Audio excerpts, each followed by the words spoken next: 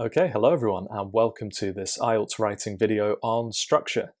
Now, there's a good reason why we're starting the course with this particular topic, and that is because on all writing tasks, no matter if you're doing the general training or the academic IELTS, it's very important that you plan your structure before you start your writing. And the main reason for that is because you have a limited amount of time on both tasks to actually finish your writing. So on IELTS writing task 1, you'll have roughly 20 minutes to write just over 150 words. And then on writing task 2, you'll have roughly 40 minutes to write just over 250 words. Now, this may sound like quite a lot to write, but when you get into a topic, especially in IELTS writing task 2, you'll find that actually you might want to write more than you have time for. So the main line to take from all of this is that it is quality and not quantity when it comes to the IELTS writing tasks. Now, in the lesson today, we're going to focus on IELTS writing task 2 in particular. And if you're working on my website, you will have just finished an exercise on basic IELTS writing task 2 structure. So we're going to go over that now, and we're going to look at the best way to structure your IELTS writing task 2 exam. And without further ado, we shall do that now. So I'm just going to share my screen with you. Okay, everyone, so we're just going to go over the first 2 of these exercises. And as I say, if you're on my website, you would have already gone through these. So we'll start with number 1. Which of these looks like a good writing task 2 essay? Now, each block that I've put down here represents a paragraph. And you can see from the answer below that B is correct. And this is because it looks the most logical in the way that it contains everything that you're going to need in an IELTS writing task 2. So we've got your introduction paragraph. We have a couple of body paragraphs, but you can be a bit flexible with this section. And then we end with a conclusion paragraph. So to go into this in more detail, we'll go to question 2. And I've asked which of these structures is ideal for writing task 2. And again, you can see from the answer below that C is correct. So if you want to know what those colored blocks represent, as in what should go into these paragraphs, well, in the introduction, you'll need some background information on the question and a thesis statement. Now, if you don't know what I mean by these, don't worry, we're going to look at both of those very soon. But to finish the rest of the structure, let's say you're given a question and let's say you agree with the argument that's presented. Well, you've got to make sure that this is represented in your writing, okay? So you've got to make sure that in your body paragraphs, you are mainly arguing for the question, okay, for the argument, and that your conclusion represents this as well. Of course, it can be good or it usually is good practice to bring up some possible arguments against the question, and then you could bring in a counter argument for it just afterwards. That can look very good in an IELTS task 2 essay, but we'll look more at that perhaps in a future lesson. So then, in this particular lesson, however, we are going to focus on what I mean by background information and a thesis statement. So let's go over to that right now. Okay, so we're going to start here at the top, and I have written an example question for you. So this is a typical question that you might come across. Or at least, something that's going to be quite close to a typical IELTS writing task 2 question. Now, if you're working on my website and you bought one of my courses, then this will actually be the question that you'll be answering in the interactive task below. So it'll be of use to you, I'm sure.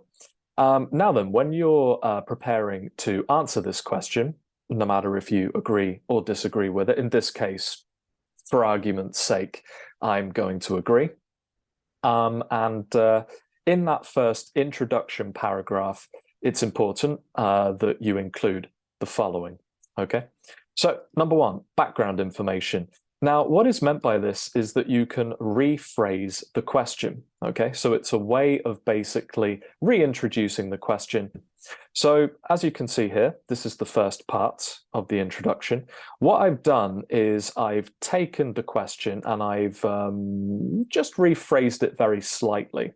Now, the reason I've done this is because you can use this opportunity to show off what you know about certain grammar points, or even to show off your range of vocabulary. So I have underlined each part of the question that I have changed, okay? Now, I've started with "it is believed" instead of "many people believe." Now, this is a more formal way of saying "many people believe." It's what's called the impersonal passive. And if you're not familiar with the passive voice, that's okay for now. But this is basically a more formal way of saying people say, people think, people believe. You can say "it is said," "it is thought," "it is believed" by other people, but you don't actually need to say that. If you put it like this, it's a good way to show off a slightly more formal grammatical point. And then you can see that I've got this arrow, so I haven't written "such as Facebook." You don't need to repeat something like that, so you can just take it out. And then instead of certain words, so instead of "huge negative impact," I've written "a significant detrimental effect." Now, this is quite formal. Maybe I'm showing off a little bit here, but these are ways that you can, rephrase the question slightly. And I've also done it at the end here. So I've written on both individuals and society, like is written in the question here, but I've written society at large. So this is, again, quite an advanced way of saying society in general, or generally speaking.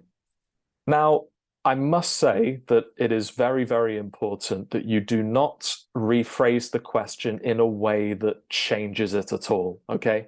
So be very careful. Don't change too much of it, or if you're not feeling very confident to change much of it, don't bother with it. It's very important that you make sure that you're answering the question that you're given, okay? Now, this sentence should lead directly into your thesis statement, and this is what your essay intends to do. So if the question asks for your opinion, it is important that you give it now in the introduction. Don't wait until the body paragraphs. Introduce it here.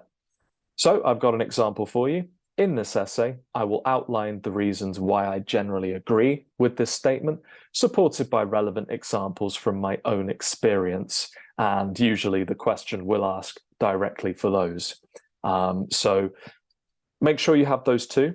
Put them together. Don't put them separately. Put them in the same paragraph, and then you're ready to go on with your body paragraphs. Okay?